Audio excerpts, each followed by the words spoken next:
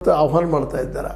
ಬರ್ರಿ ನಾವು ಸತ್ಯ ಹೇಳ್ತಾ ಇದ್ದೀವಿ, ಇದರ ಕೊಲೆಗಾರ ಸೌಜನ್ಯ ಕೊಲೆಗಾರ ಸಂತೋಷ್ ರಾವ್ ಅಂತೇಳಿ ಸಂತೋಷವನ್ನು ಟಾರ್ಗೆಟ್ ಮಾಡ್ತಾ ಇದ್ದಾರೆ. ಈಗ ಆಲ್ರೆಡಿ 3 ತನಿಖೆಗಳ ಮೇಲೆ ಆಗಿದ್ದಾವೆ. ಎಲ್ಲ ಆ ವ್ಯಕ್ತಿ ನಿರಪರಾಧಿ ಸ್ಪಷ್ಟವಾಗಿ ಬಂದದ. ಆದರೂ ಅವನ ಅಪರಾಧಿಯನ್ನು ತೋರಿಸೋ ಪ್ರಯತ್ನ ಮಾಡ್ತಾ ಇದ್ದಾರೆ. ಅದೇ ಕಾಲಕ್ಕೆ ಸರ್ಕಾರ ಸಹಿತ ತೆಮರೋಡಿಯವ್ರನ್ನ ಗಡಿಪಾರು ಮಾಡ್ತಾ ಇದೆ.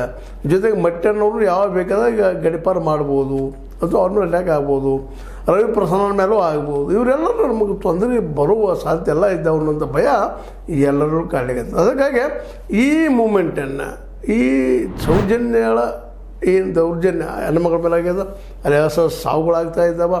ಅದಕ್ಕಿಂತಲೂ ಹೆಚ್ಚಿಗೆ ಇನ್ನೊಂದಲ್ಲೇ ಆನೆ ಮಾಹುತ ನಾರಾಯಣ ಸಾವಾಗಿರ್ಬೋದು. ಅದೇ ಕಾಲಕ್ಕೆ ಏನಪ್ಪ ಅಂತಂದ್ರೆ ಇನ್ನೂ ಅನೇಕ ಸಾವುಗಳು ಅಲ್ಲಿ ನಡೆದಿರ್ಬೋದು. ಇವೆಲ್ಲನೂ ನೂರಾರಲ್ಲ, ಇವೇನಪ್ಪ 500 1000 ಪ್ರತಿ ವರ್ಷ ಹೆಚ್ಚಾಗ್ತಾ ಬಂದಿದ್ದಾವೆ. ಅವುಗಳೆಲ್ಲ ತನಿಖೆ ಆಗಬೇಕಂತ ಏನು ಹೋರಾಟ ಮಾಡ್ತಾ ಇದ್ದಾರೆ.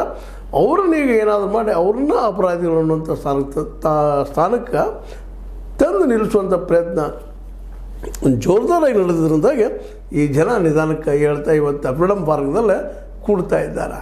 ದೊಡ್ಡ ಪ್ರಮಾಣದಲ್ಲಿ ನಮಗೆ ನ್ಯಾಯ ಬೇಕು, ನ್ಯಾಯ ಒದಗಿಸಿಕೊಡ್ರಿ ಅಂತ ಕೇಳ್ತಾ ಇದ್ದಾರೆ ಸರ್ಕಾರವನ್ನು.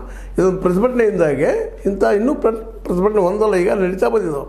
ಕಳೆದ 13 ವರ್ಷಗಳಿಂದ ಈ ತಿಮ್ರೋಡಿಯವರು